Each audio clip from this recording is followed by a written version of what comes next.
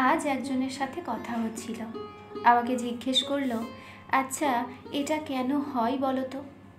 কিছু মানুষ আছে যারা আর কথা বলতেই চায় না, ইগনোর করে। প্রথম প্রথম কথা বলতো খুব, ফোন করতো, মেসেজ করতো। ফেসবুক থেকেই একটা অদ্ভুত বন্ধুত্ব তৈরি হলো।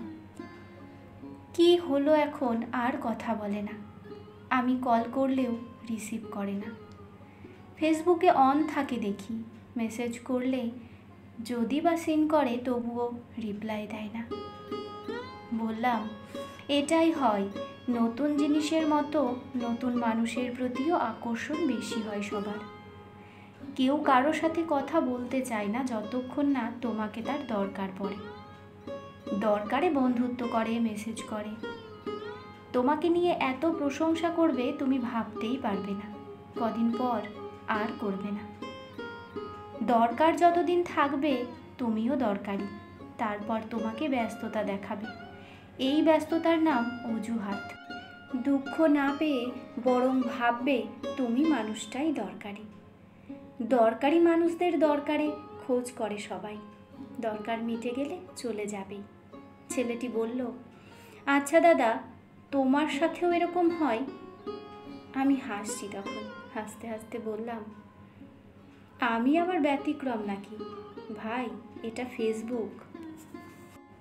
রিয়েল লাইফ আর ভার্চুয়াল জগৎ দুটো আলাদা। স্বার্থ ছাড়া কে আর নিজে থেকে খোঁজ নেয়? বেশিরভাগটাই প্রয়োজন।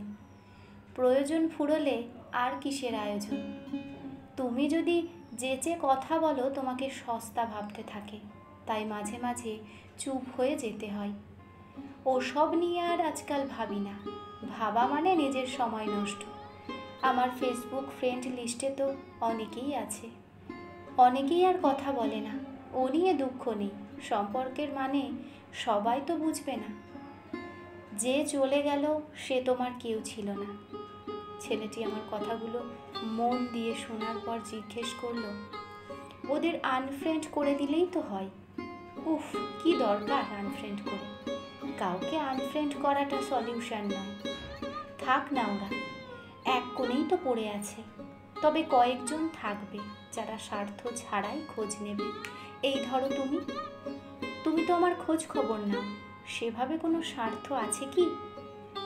তোমার মতো অনেকেই আছে যারা কল করে, মেসেজ করে, অনেক ব্যস্ততার মাঝেও কথা বলে, ভালো আছি কিনা জিজ্ঞেস করে। তখন এই প্রাপ্তিটাই হয়ে দাঁড়ায়। কে খারাপ ব্যবহার করলো, কে কষ্ট দিল, এই নিয়ে মন খারাপ করে বসে থাকলে তো চলবে না। যারা আমাদের ভালোবাসে, সময় দেয়, তাদের জন্যও তো ভাবতে হয়। এই যে এত মানুষ লেখা পড়ে, আমার প্রতি ভালোবাসা আছে বলেই পড়ে। তারা আমার লেখার প্রশংসা করে। শুধু মনে রাখবে, কেউই ততটা ব্যস্ত নয় যতটা ব্যস্ততা সে দেখায়।